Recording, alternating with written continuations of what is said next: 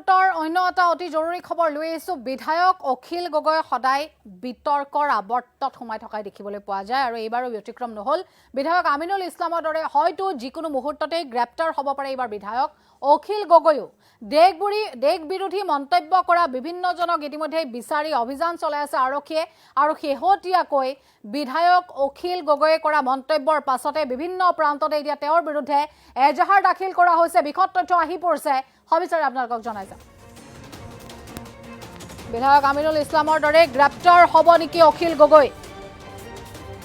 শিৱসাগৰ সমষ্টিৰ বিধায়ক অখিল গগৈ পুনৰ বিপদত। বিধায়ক অখিল গগৈৰ বিৰুদ্ধে এতিয়া জিলাই জিলাই দাখিল কৰা হৈছে এজাহাৰ। দেশ বিৰোধী মন্তব্যৰ অভিযোগত বিধায়কগৰাকীৰ বিৰুদ্ধে ব্যৱস্থা গ্ৰহণৰ একাংশই দাবী উত্থাপন কৰিছে। কুটুম্ব সুৰক্ষা পৰিষদে জিলাই জিলাই দাখিল কৰিছে এজাহাৰ। দৰং, ধেমাজি, নগাঁও, মৰিগাঁও আৰু লখিমপুৰ জিলাত এজাহাৰ দাখিল কৰা হৈছে। পেহেলগামৰ ঘটনাক লৈ অখিল গগৈয়ে কৰা মন্তব্যৰ বিৰুদ্ধে এইবাৰ এজাহাৰ দাখিল কৰা হৈছে আৰু বিধায়কগৰাকীৰ মন্তব্যৰ পাছতে সৰব হৈ পৰিছে এতিয়া কুটুম্ব সুৰক্ষা পৰিষদ। বিধায়ক আমিনুল ইছলামৰ দৰেই অখিল গগৈ গ্ৰেপ্তাৰ হ'ব পাৰে। বিধায়ক অখিল গগৈৰ বিৰুদ্ধে জিলাই জিলাই এতিয়া এজাহাৰ দাখিল কৰা হৈছে আৰু দেশ বিৰোধী মন্তব্যৰ অভিযোগত বিধায়কগৰাকীৰ বিৰুদ্ধে ব্যৱস্থা গ্ৰহণৰ একাংশই দাবী উত্থাপন কৰিছে আৰু কুটুম্ব সুৰক্ষা পৰিষদে জিলাই জিলাই এজাহাৰ দাখিল কৰিছে বিধায়কগৰাকীৰ বিৰুদ্ধে।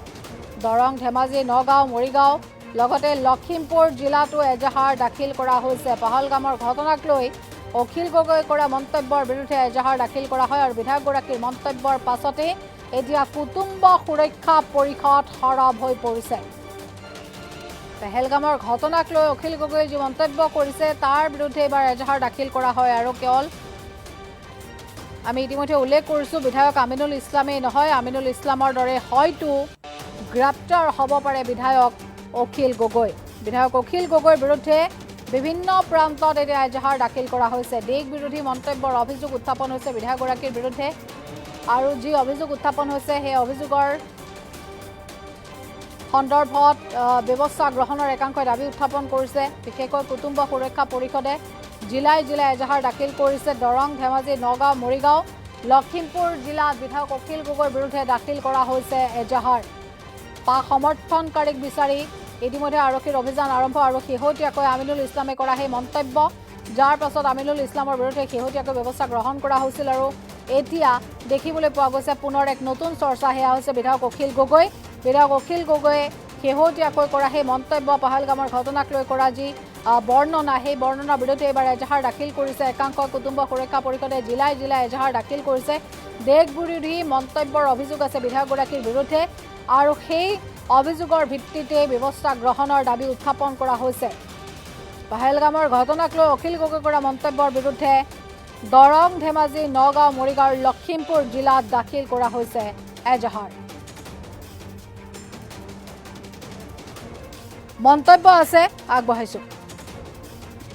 আমাৰ ভাৰতৰে ৰাজ্য জম্মু কাশ্মীৰত যি পেহেলগামত যিটো নৃশংসভাৱে হত্যাকাণ্ড চলিলে, নিৰীহ জনতাৰ ওপৰত সন্ত্ৰাসবাদে সন্ত্ৰাস সৃষ্টি কৰিলে, সেইটো আমি তীব্ৰ গৰিহণা জনাইছোঁ আৰু তেনেকুৱা হ'ব নালাগে।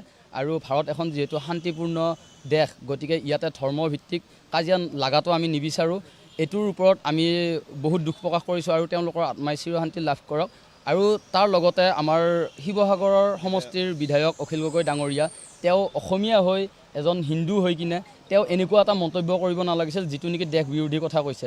তেওঁ পাকিস্তানীক কিজানিবা সমৰ্থন কৰিছে আমাৰ এনেকুৱা লাগিছে। তেওঁ জম্মু কাশ্মীৰত যি এটা 370 আৰ্টিকল আছে, সেই আৰ্টিকলটো অলৰেডি উঠাই দিয়া গৈছে। সেই আৰ্টিকলটো আকৌ আনিব এটা উচতনিমূলক বাৰ্তা প্ৰদান কৰিছে, যিটোৰ দ্বাৰা নেকি সন্ত্ৰাসবাদক এটা উচতনি দিয়া পৰিলক্ষিত হয়। গতিকে এইটো হ'ব নালাগে আৰু তেওঁক আমি ইয়াৰ পৰাই মঙলদৈ কুটুম্ব সুৰক্ষা পৰিষদ দৰঙৰ তৰফৰ পৰাই সকিয়নি দিছোঁ, নেক্সট টাইম যাতে তেওঁ এনেকুৱা মন্তব্য নকৰে। আৰু আমি সেইকাৰণে কুটুম্ব সুৰক্ষা পৰিষদৰ তৰফৰ পৰা মঙলদৈ সদৰ থানাত এখন এজাহাৰ দাখিল কৰিছোঁ তেওঁৰ ওপৰত। গতিকে আইনে তেওঁক যাতে উচিত শাস্তি দিয়ে।